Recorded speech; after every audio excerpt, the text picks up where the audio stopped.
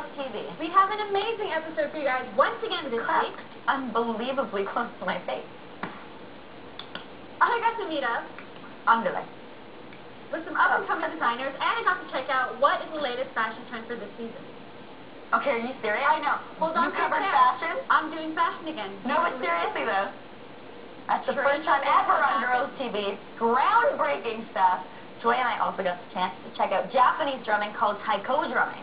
Now, this stuff is the most physical thing I've ever seen done, pretty much. They drum with their entire body. Yes.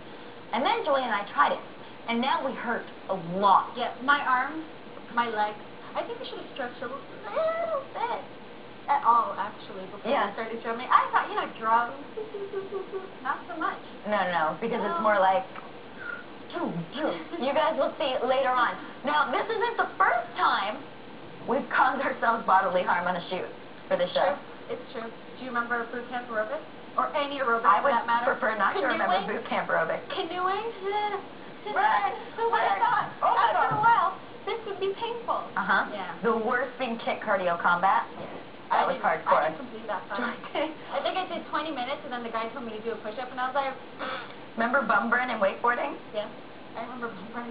I still have the marks from that. It was awful. Yeah. Okay, but enough of us complaining, because I swear we have an episode somewhere in here. And we're going to get it started right now.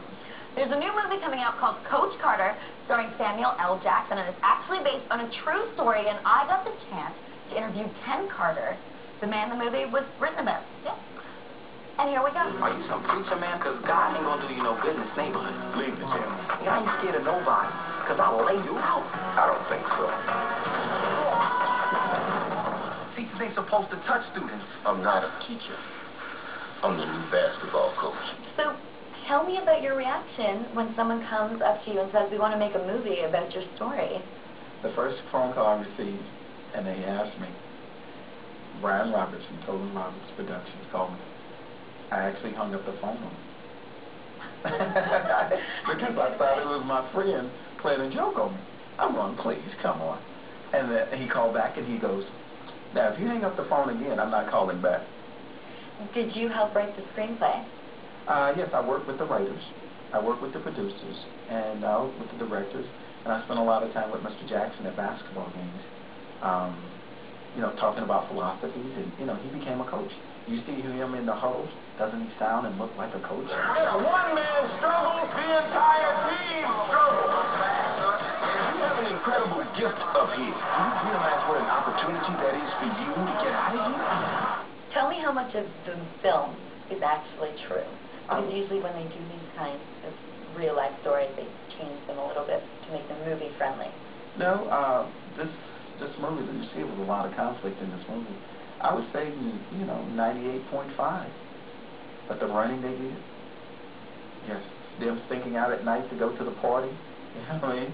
The suicides and the push-ups they had to do, them cutting the lock off the gym and the kids, all of this stuff is real.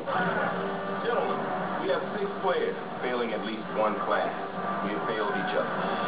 Put a lock on the gym and force them to meet you in the library. Coach Carter has taken the lockout to the next level by canceling last night's game, making it their first loss of the season. Did you keep the lock? I actually have the lock in the chain.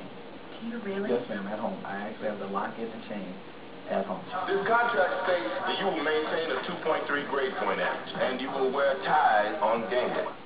Tell me about the contract. Yes, ma'am. What made you think to do that? Well, you've seen it done before? No, everything important in your life, you get a contract. And if you're trying to go to college, you're a 9th grade student athlete, and you're trying to go to college, and you're the first one in your family to go to college, you need something tangible in your hand all the time to remind you. Period. Mr. Lyle, how many games did you guys win last season? Like 4 wins, 22 losses. Sir. I'm going to give you a contract. If you sign and honor your side of them, we are going to be successful. Damn, do I get a signing bonus for signing this contract? Yes, sir. You get to become a winner. Are you still coaching? Not now. I had to take a year off to do the movie. But I will return to coaching, and I will be a coach forever. I think once you become a coach, you're always a coach. And I take coaching extremely serious. That's why people would always ask, as you noticed in the movie, Mr. Jackson always wore a shirt and tie, even in practice, because that's the way I went to practice every day. I think if a kid see it, he can be it.